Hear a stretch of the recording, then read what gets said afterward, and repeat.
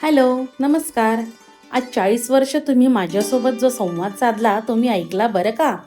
तुमच्या आणि माझ्या नात्याला कधी नाव नव्हतं.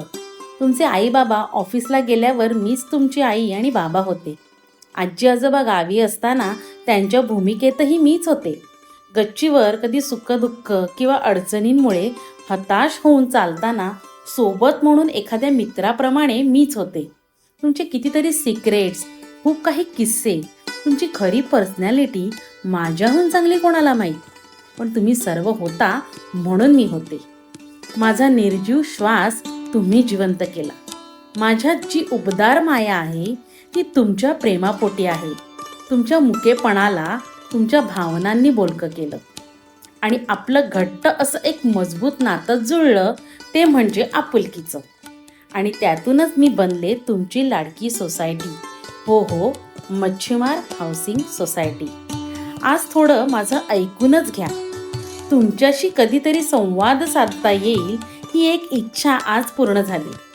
4 पिढ्यांची जडणघडण करताना ही 40 वर्ष कशी गेली हे कळलं सुद्धा नाही. आज आपण आठवतोय तो दिवस, ज्यावेळी याच ठिकाणी सर्व नियोजनाप्रमाणे भूमिपूजन करून या दिव्य जमिनीत माझा जन्म झाला. त्यावेळी सभासदांनी एकत्र येऊन माझ्या उभारणीसाठी दिवस रात्र एक केली आणि माझी एक ओळख बनवली. या जगाच्या पाठीवर मच्छीमार हाऊसिंग सोसायटी हे नाव अभिमानाने स्वीकारून मी कोळी समाज आणि वैती समाज यांचे संस्कार आपलेसे करू लागले. 21 कुटुंब माझी झाली. कोणाची आई, बाबा, आजी, आजोबा, मावशी, आत्या, मामा, मामी, भाऊ, बहीण, अशी किती किती नाती माझ्याकडे माझ्यासोबत होती. या सर्व नात्यात एक गंमत होती, ती म्हणजे कोणीही माझ्यासाठी वेगळं नव्हतं. सर्व माझ्यासाठी समान होते. एकाच वेळी 21 घरांची आई होते मी.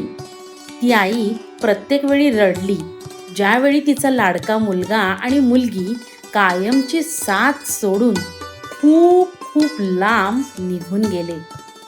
ती तेव्हा पण रडली जेव्हा तिची लाडकी मुलगी हे घर सोडून दुसऱ्या घरी गेली. ती बरी असेल ना? तिला सर्व जमत असेल ना? या चिंतेमध्ये मी खूप रात्री जागून काढल्या. पण ही चिंता, हे रडणं मी सांगणार कोणाला?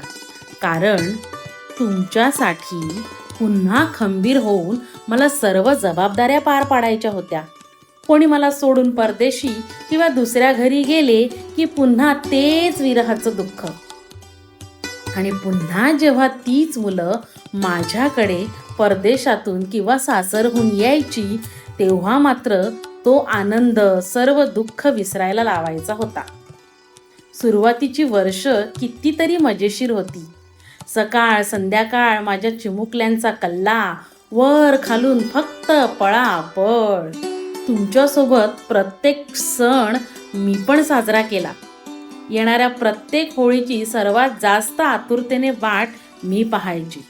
कारण त्यावेळी मला माझी सर्व माणसे एकत्र आनंदात भेटायची. रंग लावणारी, पाण्याने भिजणारी माझी लहान लहान मुलं मोठी होऊन त्याच होळीला आपल्या जोडीदारासोबत फेरे घेताना दिसली, तेव्हा लक्षात यायचं की किती पटापट वर्ष निघून गेली. माझ्या अंगा खांद्यावर खेळलेली मुलं आज त्यांच्या आयुष्यात स्थिरावली आहेत, हे पाहून मला माझा अभिमान वाटतो. कारण सकाळी लवकर निघालेला माझा मुलगा किंवा मुलगी रात्र होत आली तरी घरी अजून का पोचले नाही, या विचाराने नको नको त्या शंका येऊन मन घाबरून उठायचं. पण ज्यावेळी ते घरी सुखरूप येताना दिसायचे, तेव्हा त्यांना घरी आलेले पाहून मन शांत व्हायचं. माझ्या पिल्लांचे शैक्षणिक निकाल, नोकरीचा अर्ज, एवढेच काय तर कधी त्यांच्या जोडीदाराकडून भविष्यासाठी जो काही निर्णय येणार, या काळजीमध्ये मी पण हरवून जायची. कितीतरी प्रेमळ नाती ही माझ्यासमोरच जुळली बरं का. मी त्या सर्वांची साक्षीदार आहे आणि माझे आशीर्वाद त्यांच्यासोबत कायम असणार आहे.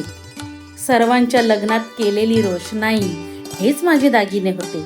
उभारलेला मांडव हे नवीन कपडे होते आणि आपल्याच अंगणात केलेले हे जेवण माझ्याकडून आलेल्या पाहुण्यांचे आदरातिथ्य होते. जशा माझ्या मुली दुसऱ्या घरी सून म्हणून गेल्या, तशाच माझ्या सुना या पुन्हा माझ्या मुली बनून आल्या. त्यांनीही मला आपलेसे करून या घराचं गोकुळ केलं. उन्हाळ्यात होणारे पापड मसाले, सायंकाळी लाईट गेल्यावर जमणारा कट्टा आणि त्यांची ती अंताक्षरी, त्यातून होणारी मस्ती आणि कल्ला, लपाछपी, डबाडबटे, मस्ती, खामखाम, दिवाळीमध्ये होणारी फटाक्यांची रास, होळीचे फुगे आणि काही वेळेस रात्रीच्या वेळी खुल्या आकाशाखाली निवांत झोप, या सर्वांमुळे माझं नातं आणखी घट्ट झालं.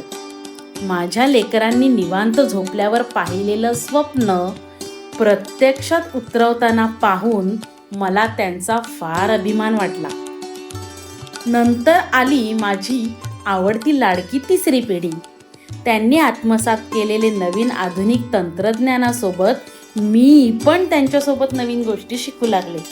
त्यांचे बोबडे बोल, नवीन पडणारी पावले हे मी कौतुकाने पाहत होते. ते शाळेतून घरी यायची वाट मी पाहत असायचे. नवीन खेळ खेळताना त्यांची झालेली धडपड मी जुळवून पाहिली आहे. आणि रात्री दिवसभराच्या थकव्याने माझ्याच कुशीत विसावताना मी पाहिले आहे. प्रत्येकाचं कुटुंब मोठं होत गेलं आणि राहतं घर त्यांना लहान पडू लागलं. काही नवीन स्वप्न घेऊन ते इथून बाहेर पडले आणि त्यामुळे आमच्यात झाली ताटातूट. माझ्या नवीन पालव्या उमलत असतानाच जुनी पाने मात्र गळून पडत होती. ज्यांनी मला जन्म दिला त्यांना पाणावलेल्या डोळ्यांनी मी निरोप देत होते. पण अचानक एखादा चमत्कार घडावा, त्याप्रमाणे माझ्या विरहाच्या दुःखात हीच मुलं मला हसवण्याचे कारण बनले. ते म्हणजे प्रत्येक वर्षी माझ्या आरोग्यासाठी तुम्ही जी पूजा केली, कौतुकाने कार्यक्रमाचे आयोजन करून बक्षिसे देऊन मुलांना प्रोत्साहित केले. त्यावेळेस मला माझी माणसं पुन्हा भेटायची आणि त्यांची सुखदुःख समजायची. वेळ ही कोणासाठी थांबत नाही आणि आठवणी इतक्या आहेत की त्या सांगायला वेळच पुरणार नाही. अर्थात मागे सर्व मेहनत ही पूर्णपणे तुमचीच आहे. माझं आहे ते छोटंसं पाठबळ. प्रत्येक आईप्रमाणे माझाही जीव तुटतो, कारण तुमच्याशिवाय माझ्याकडे कोणी नाही. माझी ओळखच तुम्ही आहात. आता थोडं निर्वाणीचंच बोलते. मी मान्य केलं आहे की माझं हे अस्तित्व आता संपणार आहे. 40 वर्ष ज्या जागी मी दिमाखात उभी होते, ती ओळख आता पुसणार आहे. माझ्या ज्या 4 पिढ्या आहेत त्यांच्यासाठी मी फक्त माझ्या संवादातून उरणार आहे. सर्व ऋतूंमध्ये मी ज्या ममतेने तुमचे रक्षण केले, त्या मायेचा अनुभव मी पुढील पिढीला देऊ शकणार नाही. पण मी मागे ठेवून जात आहे माझे विचार, संस्कार, प्रेम, आपुलकी आणि सर्वात महत्त्वाचं म्हणजे आठवणी. आता जी काही वर्ष तुम्ही एकमेकांपासून लांब राहाल, तेव्हा या सर्व गोष्टी नीट जपा. कारण आपली खरी ताकद ही एकच आहे आणि ती म्हणजे आपली एकी. तुम्ही जिथे कुठे असाल तिथे माझे आशीर्वाद तुमच्या सोबत आहे. तुमची लाडकी मच्छीमार सोसायटी तुमच्या सोबत आहे. तुम्ही पुन्हा जेव्हा या वास्तूमध्ये परत याल, तेव्हा हाच आपलेपणा व हीच एकी तुमच्यात असू द्यात.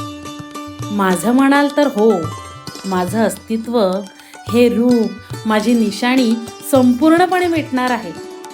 पण जेव्हा तुम्ही परत याल, तेव्हा माझं हे रूप बदललेलं असेल.